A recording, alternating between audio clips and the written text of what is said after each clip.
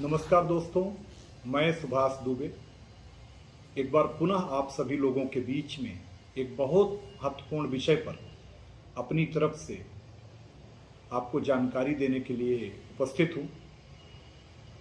हम सभी लोग जानते हैं कि सभ्य समाज में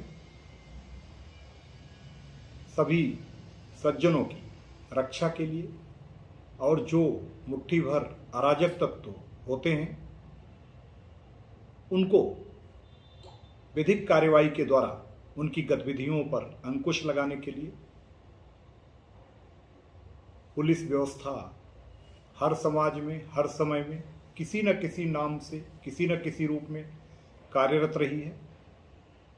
वर्तमान समय में भी हम सभी लोग प्रतिदिन कानून व्यवस्था जिस विभाग से पाते हैं वह पुलिस विभाग है।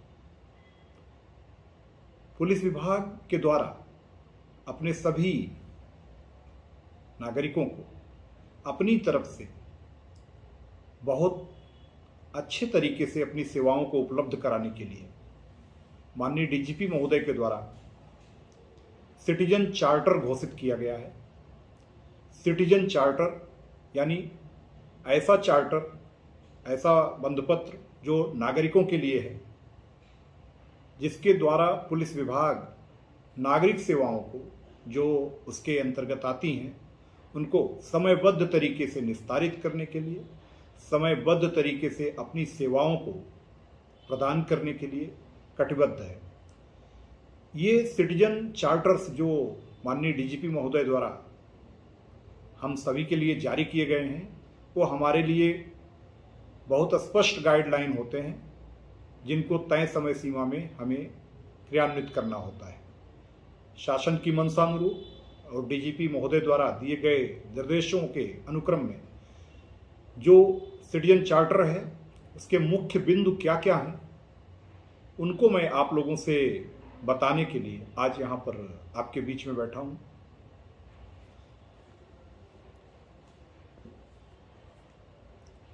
साथियों, सिटीजन चार्टर के तहत जो पहली सबसे जरूरी बात मैं आप लोगों को बताना चाहता हूं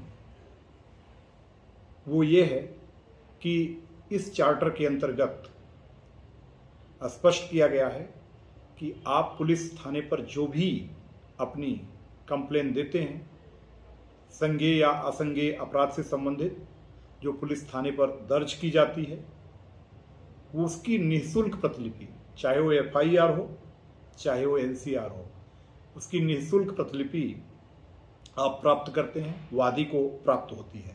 अगर कहीं पर निःशुल्क प्रतिलिपि नहीं प्राप्त होती तो संबंधित पुलिस अधीक्षक के यहाँ या संबंधित वरिष्ठ अधिकारियों से शिकायत वहाँ की करके आप निःशुल्क प्रतिलिपि प्राप्त कर सकते हैं।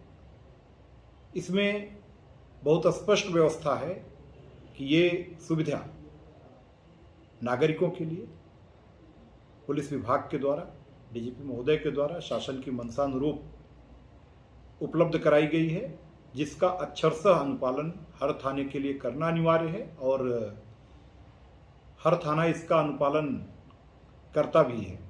अगर कहीं नहीं करता तो निश्चित रूप से उसकी शिकायत आप कर सकते हैं।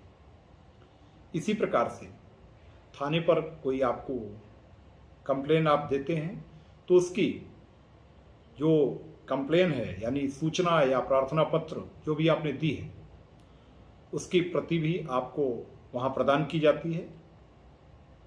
इसी के साथ साथ अगर कहीं आप किसी भी पुलिस स्टेशन पर जाते हैं अपने साथ हुई किसी भी घटना की रिपोर्टिंग करनी, उसके बारे में बताने के लिए, तो दूसरे थाने की घटना कहकर या गलत घटना कहकर पुलिस इसको टाल नहीं सकती। आपकी एफआईआर वहां पर दर्ज होती है और अगर घटनास्थल दूसरा थाना क्षेत्र है या दूसरे स्थान का क्षेत्र है तो वहां पर उसको 0 क्राइम नंबर पर कायमी करके उसको वहां पर भेज दिया जाता है। यानी आपको असुविधा ना हो इसलिए वह पुलिस स्टेशन जहां पर आप अपनी बात रखते हो, दर्ज कराते हो, वहां एफआईआर पंजीकृत कर संबंधित घटनास्थल वाले थाने पर वहां से स्थानांतरित कर दिया जाता है।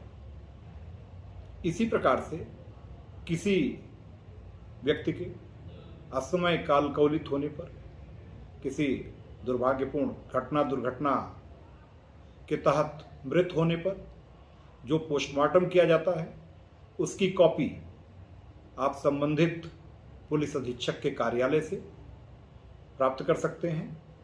ये कॉपी आपको हमेशा संबंधित पुलिस अधीक्षक के कार्यालय में पोस्टमार्टम के बाद सुरक्षित रखी होती है, जहां से आपको प्रयास करने पर, वहां जाने पर और वहां पर अपनी बात रखने पर कॉपी मिल जाती है। हाँ, ये कॉपी उसी व्यक्ति को मिलती है जो मृतक के परिवार का हो, किसी अन्य बाहरी व्यक्ति के लिए कॉपी नहीं होती। साथियों, पुलिस आपको अकारण गिरफ्तार नहीं कर सकती, यह भी सिटीजन चार्टर में स्पष्ट किया गया है। बिना किसी आपके दोष के, बिना किसी बात के पुलिस आपको गिरफ्तार नहीं करती। हाँ, शांति भंग की आशंका हो आपके द्वारा या आपके समूह के द्वारा या आपकी किसी भावी गतिविधि के द्वारा, कोई शांति भंग की प्रबल संभावना हो जिसे किसी अन्य उपाय के द्वारा किसी भी रूप में निवारित ना किया जा सकता हो, तो शांति भंग की आशंका को रोकने के लिए और इस आशंका के बलवती होने पर पुलिस आपको 24 घंटे तक उस शांति को कायम रखने के लिए रोक सकती है। और 24 घंटे के भीतर शर्त यह है कि संबंधित मजिस्ट्रेट के पास आपको पेश किया जाता है, जहां पर आवश्यकता अनुसार जो भी विधिक प्रक्रिया होती है संबंधित मजिस्ट्रेट के द्वारा तय किया जाता है। अगर शांति भंग की आपके द्वारा आगे भी संभावना है तो आपको संबंधित मजिस्ट्रेट के आदेश पर जेल भेजा जाता है, और अगर ऐसी आशंका नहीं है तो संबंधित कार्यपालक मजिस्ट्रेट वहां पर आपको जमानत देता है। इसी प्रकार से गिरफ्तारी की स्थिति में आपको अपने विधिक सलाहकार से राय लेने का अधिकार है, यानी जो आपके अधिवक्ता हैं वह आपको राय दे सकते हैं। और गिरफ्तारी की स्थिति में पुलिस का यह दायित्व है कि वो आपके परिजनों को आपकी गिरफ्तारी की सूचना दे। ये पुलिस के द्वारा किया भी जाता है, और इसका प्रॉपर अनुपालन करते हुए, बहुत सम्यक निर्वहन करते हुए जो डॉक्यूमेंटेशन है, लिखा पढ़ी की कार्रवाई है, उसमें आपके परिजनों को सूचित करके जिनको बताया गया उसका भी उल्लेख किया जाता है।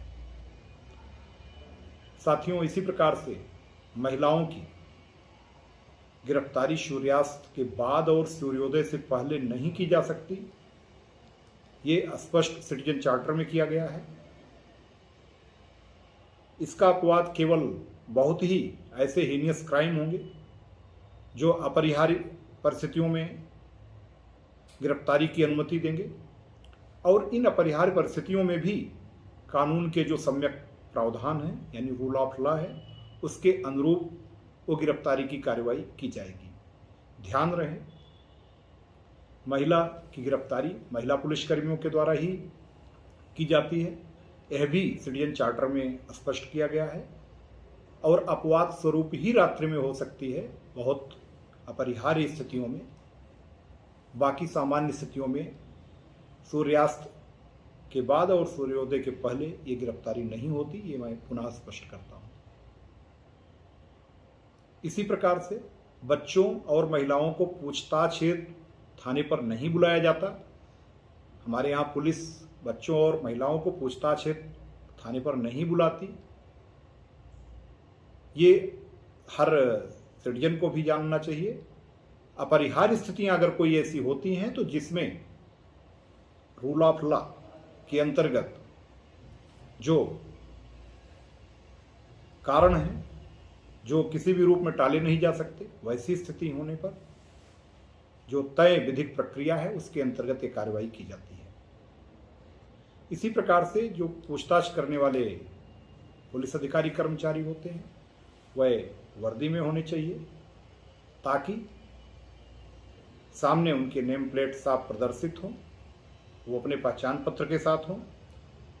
ये ऐसा इसलिए किया गया है कि कोई भी व्यक्ति पुलिस के नाम पर किसी व्यक्ति को पकड़कर कभी भी पुलिस बनकर, फर्जी पुलिस वाला बनकर प्रताड़ित न कर सके, क्योंकि पुलिस अधिकारी या कर्मचारी जो भी सही होंगे उनके पास अपनी यूनिफॉर्म, नेम प्लेट और उनका अपना पहचान पत्र होगा।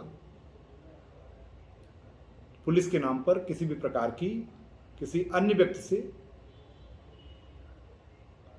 व्यक्ति के या समूह के द्वारा धोखाधड़ी करने की कोई गुंजाइश न हो, इसके लिए प्रावधान सिटीजन चार्टर में किया गया है। नागरिकों को इसके अलावा कुछ ऐसी भी सुविधाएं प्रदत्त की गई हैं जो उनके अपने जो डॉक्यूमेंट्स हैं, जो कागजात हैं या उनके अपने जो लाइसेंसेज हैं, उनकी प्रक्रिया को सरल बनाने के लिए और थानों का चक्कर या ऑफिस का चक्कर उनको ना लगाने पड़े, उसके लिए कुछ अतिरिक्त विशेष सुविधाएं प्रदत्त की गई हैं। ये भी सिटीजन चार्टर का ही पार्ट है। इनमें सबसे जरूरी आपका पासपोर्ट, शस्त्र licence, PBR, MBR, GR, CBR, जिनको आप ठेकेदारी का चरित्र प्रमाण पत्र या सामान्य स्थितियों के चरित्र प्रमाण पत्र इत्यादि कहते हैं। इन सब का समय सुनिश्चित है। इन सब का जो टाइम है वो एकदम क्लियर है कि एक निर्धारित समय में आपको किसी कार्यालय में जाना नहीं है। आपने ऑनलाइन या ऑफलाइन मोड जिसमें भी आवेदन किया, आवेदन करने के बाद तय समय सीमा के अंतर्गत आपके इन डॉक्यूमेंट्स का सत्यापन कर दिया जाएगा और वहां से संबंधित सर्टिफिकेट जारी कर दिए जाएंगे। इसके लिए आपको किसी भी रूप में कहीं पर भटकने की आवश्यकता नहीं है। इसी प्रकार से ट्रैफिक चालान से संबंधित भी जो कागजात हैं, वहां भी यही प्रक्रिया अपनाई जाती है। पारदर्शिता के साथ तय समय सीमा में संबंधित स्थान पर शमन के कागजात भेज दिए जाते हैं, जहां पर आप जाकर उन कागजात को प्राप्त करते हैं।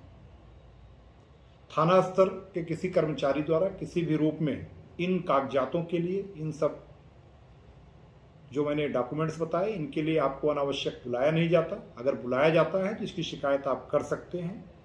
इसी प्रकार से समाधान दिवस, जो थाना दिवस के नाम से पहले जाना जाता था, शासन की मंशानुरूप हर माह में शनिवार के दिन 2 बार होता है।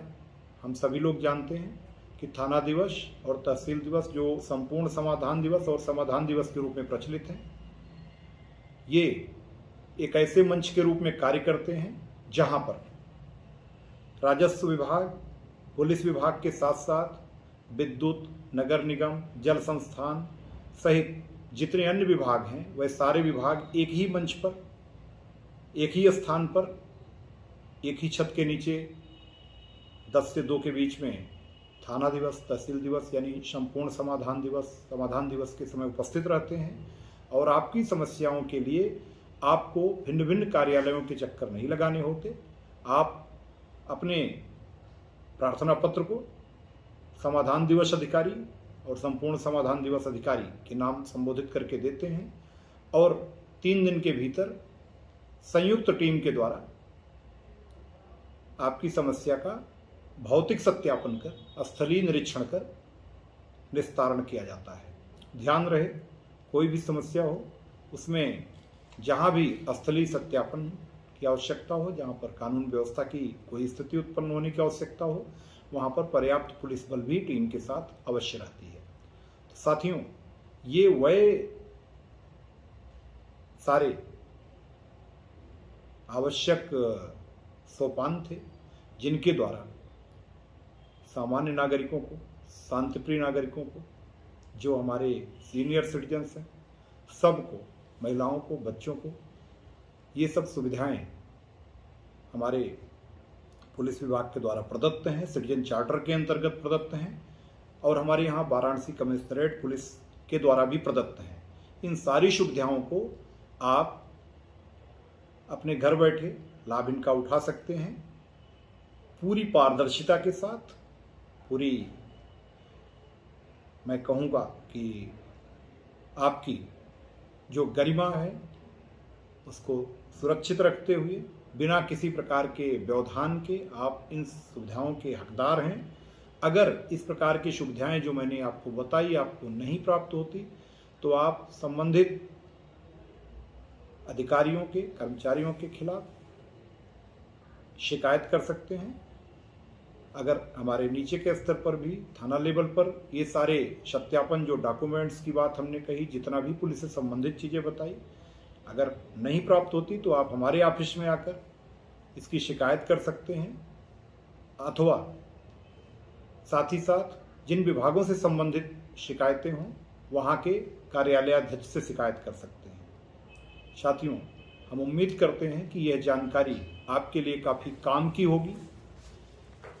इसके साथ ही साथ आपको यह भी आश्वस्त करते हैं कि अगर किसी भी रूप में थाना स्तर पर आपकी शिकायत की कहीं भी सुनवाई नहीं हो रही है तो शासन की दी गई व्यवस्थानुरूप कार्यालयों में लगातार हमारे पुलिस के अधिकारी, कमिश्नरेट पुलिस के अधिकारी उपस्थित रहते हैं, कर्मचारी उपस्थित रहते हैं।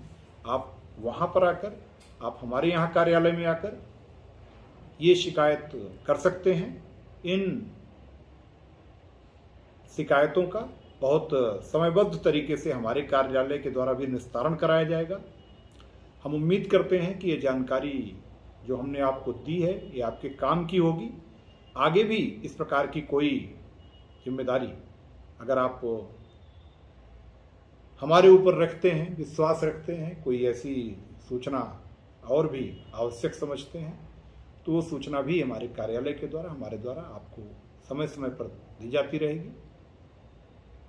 एक बार पुनः फिर कभी पुलिस विभाग के बारे में, पुलिस विभाग की पारदर्शिता के बारे में, आपको की जागरूकता के बारे में, जिससे पुलिस से और पब्लिक से आपस में जो समन्वय है वो उत्कृष्ट कोटि का हो, किसी प्रकार की कोई गलतफहमी न हो। पुलिस विभाग सदैव आपकी सेवा में तत्पर है। यह आपको केवल हमारे कहने से ही नहीं बल्कि हमारे कृत्यों से भी महसूस हो। इसके लिए किसी अन्य विषय के साथ हम पुनः एक बार आपको जरूर बताएंगे। तब तक के लिए धन्यवाद। जय हिंद।